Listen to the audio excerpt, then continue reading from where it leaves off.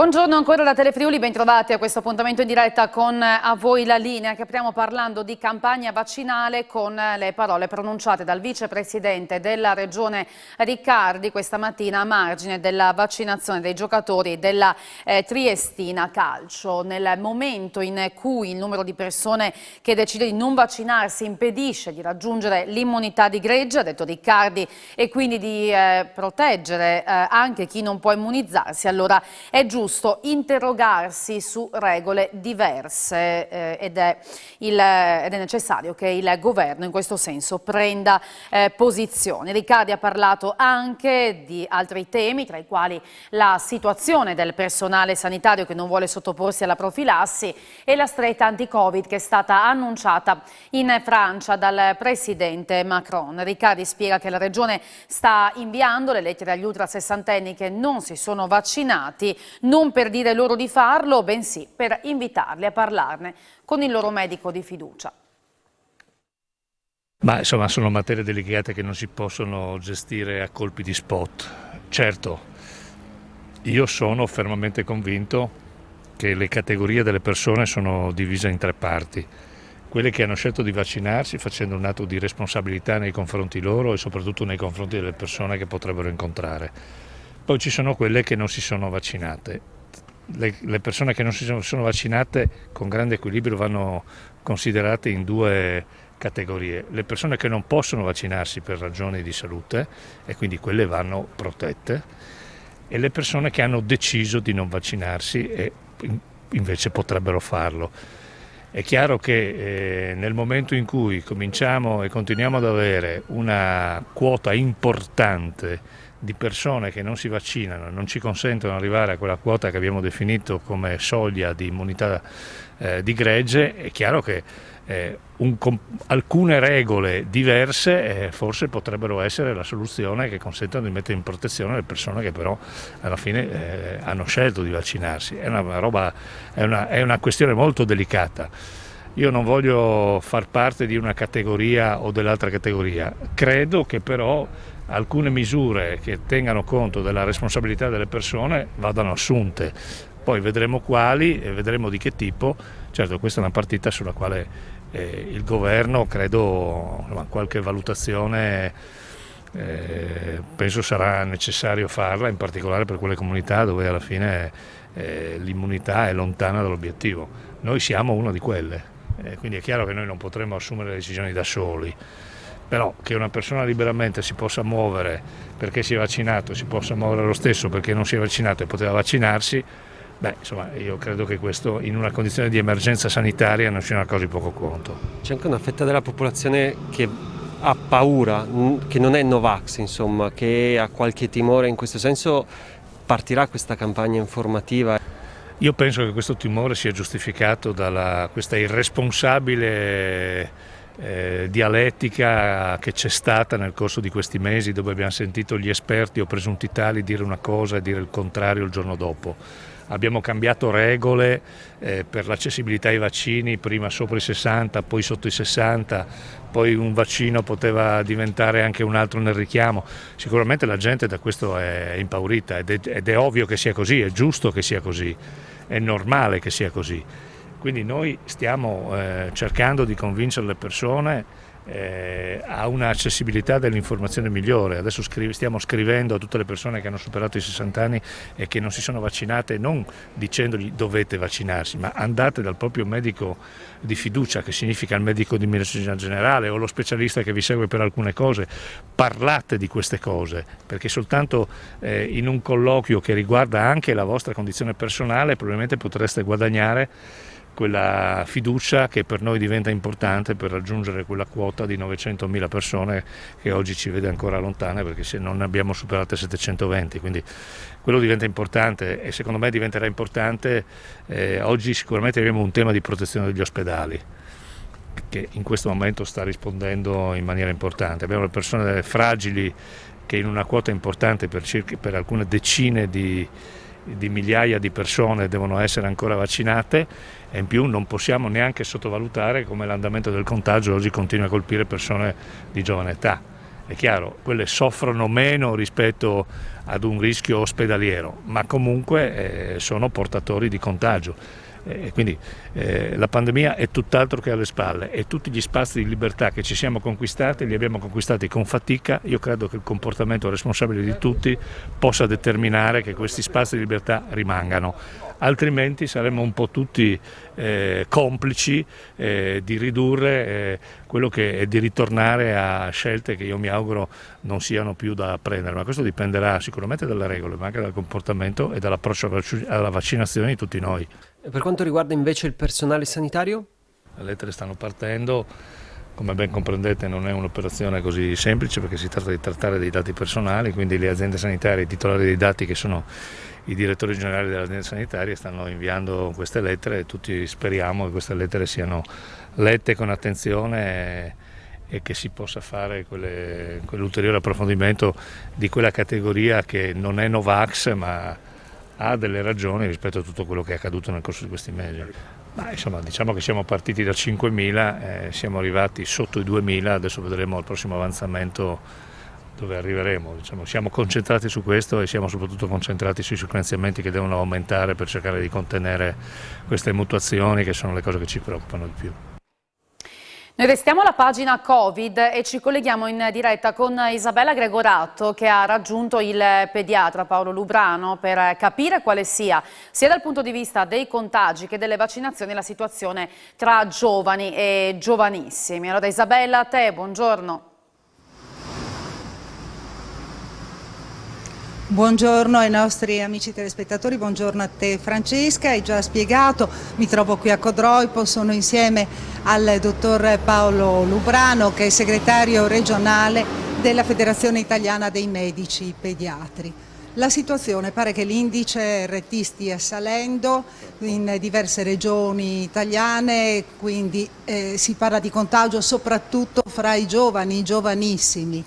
Beh, ovviamente era tutto sommato prevedibile, sappiamo che queste nuove varianti sono anche più contagiose delle precedenti e soprattutto i giovani che chiaramente hanno tanta necessità di socialità sono quelli che presumibilmente possono essere i vettori più probabili del virus, quindi sì, la cosa è sicuramente così. Ecco, c'è anche chi paventa la possibilità che magari fra 15 giorni si vedranno ulteriormente incrementare i contagi dopo che ci sono state queste manifestazioni legate allo sport. Anche questo è un rischio sicuro, cosa succederà lo vedremo fra 15 giorni, certamente la possibilità che ci sia un nuovo aumento e che si torni a numeri importanti esiste. C'è da dire che per fortuna al momento non si intravede un altrettanto aumento del peso negli ospedali e questa è l'unica notizia sicuramente buona. Senta, questo è il momento in cui i genitori pensano di mandare i figli, di iscrivere, anzi i figli sono già iscritti ma devono cominciare a frequentare i campi estivi, quindi immagino le preoccupazioni dei genitori, soprattutto dei bambini, perché hanno paura di contagio, hanno paura di assembramenti. Certo, è ovvio che un qualche rischio c'è, anche se c'è da dire che i campi estivi come tali sono tenuti per il 90% all'aperto e questo ovviamente diminuisce sicuramente il rischio di contagio e di trasmissione della malattia, a patto di avere quel minimo di prudenza e di evitare assembramenti importanti come quelli visti purtroppo in questi ultimi giorni. Ecco, parliamo di vaccinazioni. Vaccinazioni, adesso l'età per potersi vaccinare è scesa ai 12 anni, no? Quindi 12-16 anni. E le preoccupazioni che in questo caso dei genitori? Vaccino sì, vaccino no anche ai ragazzi? Ma il vaccino è il vaccino della Pfizer che è ormai stato somministrato a decine di milioni di ragazzi nel mondo, quindi non è più un qualcosa di sconosciuto. Sappiamo che gli effetti collaterali sono effettivamente molto blandi e gli effetti collaterali importanti sono veramente rari e a risoluzione totale, nel senso che i pochi effetti che ci sono stati importanti si sono tutti risolti. Se andiamo a valutare il rischio della malattia Covid, pur essendo nei ragazzini decisamente più bassa rispetto a quello che vediamo nell'adulto, però non è un rischio zero. Sono segnalate casi di patologie cardiache a lungo termine, sono segnalati problematiche renali, quindi insomma non è una malattia per cui possiamo dire che il bambino è esente da rischi, quindi ha dei rischi. E questo è il primo motivo per proteggersi, perché la malattia può colpire, come sappiamo, tutti e quindi nessuno può sentirsi esonerato dal rischio di prendersi la malattia. Quindi il consiglio che lei dà ai genitori? Beh, il consiglio che io do è sicuramente non aver timore del vaccino rispetto alla malattia. Il vaccino è estremamente più sicuro della malattia. 2, rispettare e comunque parlare con i ragazzini chiedendogli cosa vogliono fare, perché se è vero che sono piccoli, ma non sono piccolissimi, quindi è giusto ascoltarli. Sapendo che vaccinarsi per loro significherà comunque avere qualche libertà in più rispetto a quella che avranno i non vaccinati. Infine la vaccinazione va vista non per proteggere gli adulti che non si vaccinano, assolutamente no, è un problema dell'adulto che non si vaccina di prendersi le sue responsabilità, però sappiamo che meno persone si contageranno, meno rischi ci sono di sviluppare nuove varianti che potrebbero essere ancora più pericolose per tutti. Quindi più ci vacciniamo, maggiore protezione per tutti c'è. Ecco, un'ultima cosa, in chiusura di collegamento ha ricevuto richieste lei per quanto riguarda gli under 12? Gli under 12? Gli over 12. Certo, no, sì, certamente molti pazienti, molte mamme mi chiamano a cui do gli stessi consigli che sto dando a voi tutti ora, quindi di farlo con tranquillità, di calcolare quello che è il rischio di malattia, appunto che non è un rischio zero, mentre il rischio del vaccino è come minimo 30 volte inferiore al rischio di malattia, per cui non ci sono dubbi sulla scelta da fare. Bene, ringraziamo il dottor Paolo Lubrano, ringrazio Tiziano Campigotto per le riprese e qui da Codroi poi tutto, restituisco la linea allo studio a te Francesca. Grazie a Isabella Gregorato per questo collegamento che chiude la prima parte di A Voi la Linea, una piccola pausa e torniamo tra pochissimo.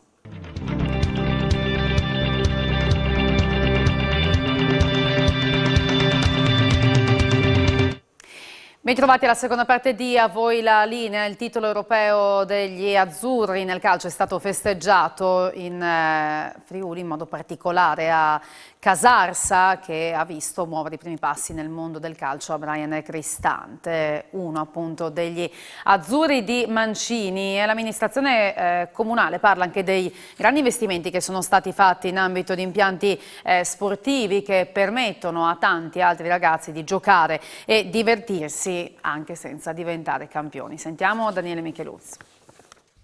Buongiorno da Casarsa, siamo in compagnia del sindaco Lavinia Clarotto, siamo qui negli impianti sportivi del paese. Qui ha tirato i primi calci Brian Cristante, fresco campione d'Europa con la nazionale di Mancini, e ha portato naturalmente grande gioia a Casarsa. Sindaco, intanto questa felicità per Brian Cristante, ma poi per sottolineare il fatto che è importante investire nello sport per i nostri ragazzi. Esatto, noi a Casarsa lo facciamo da sempre, soprattutto nel settore giovanile, nel settore sportivo giovanile, perché crediamo innanzitutto che lo sport sia salute, ma per i ragazzi che crescere nello sport sia crescere in maniera sana, assieme agli amici, proprio nel modo giusto di crescere i ragazzi. Poi ogni tanto escono questi campioni e noi siamo molto orgogliosi, siamo anche fortunati per questo, però a prescindere da ciò è importante proprio investire negli impianti per tutti, perché tutti possano avvicinarsi allo sport, capire quali possono essere i propri talenti o anche semplicemente stare bene, fare bene al proprio corpo e giocare assieme agli amici. E qui ci sono i campi da calcio, c'è anche la pista di atletica, insomma quanti sono i ragazzi che gravitano attorno a questo polisportivo, poi ce ne sono altri del territorio, insomma le tante discipline che vengono praticate. Certo, sono centinaia, perché abbiamo calcio, poi abbiamo il Palarosa in cui c'è basket, pallavolo, abbiamo il campo di atletica, abbiamo 3 campi da tennis, bocce, Abbiamo percorsi vita attrezzati, c'è tantissima gente che corre, si muove di tutte le età e siamo ben felici di questo. È proprio un centro sportivo molto, molto vissuto, tra l'altro anche molto frequentato dalle associazioni, perché ci vogliono le amministrazioni che credono e che investono, ma ci vuole proprio la comunità, quindi ci vogliono i volontari. Noi abbiamo questa fortuna a Casarsa, le associazioni sportive hanno tanta storia e questo fa il connubio vincente. Per diventare grandi campioni, insomma, bisogna partire, insomma, anche il piccolo Brian Cristante qui era piccolo, ha iniziato a tirare i primi calci al pallone come stanno facendo tanti bambini oggi, e quindi anche se poi non si arriva a diventare campioni d'Europa, l'importante è fare sport perché fa bene, soprattutto in questo periodo. Esatto, tanto lavoro, tanta dedizione, poi può restare appunto il piacere, può restare il bel ricordo, oppure può trasformarsi in una professione, però l'impegno ci vuole sempre. Pronti ad aspettare Brian Cristante qui a Casarsa appena possibile per festeggiarlo? Però. Certo, assolutamente, con piacere. Abbiamo già cercato di sondare con la famiglia questa possibilità, adesso lui si prenderà forse una settimana, 2 se va bene di riposo, poi di nuovo sarà chiamato agli allenamenti, al ritiro, quindi i tempi anche per lui sono stretti, perché il calcio è anche questo, no? Noi vediamo le partite, vediamo le grandi feste, però anche qui dietro c'è tanta attività, però appena avrò modo di venire da queste parti sicuramente lo accoglieremo degnamente. Grazie al sindaco Lavinia Clarotto, è tutto, a voi la linea. Grazie a Daniele Micheluz. Parlando sempre di impianti sportivi, ci spostiamo però a Pasian di Prato, dove c'è un progetto di miglioramento da parte dell'amministrazione comunale. A spiegarci a che punto sono i lavori è il sindaco Andrea Pozzo, che è stato raggiunto da Isabella Gregorato. Sentiamo allora.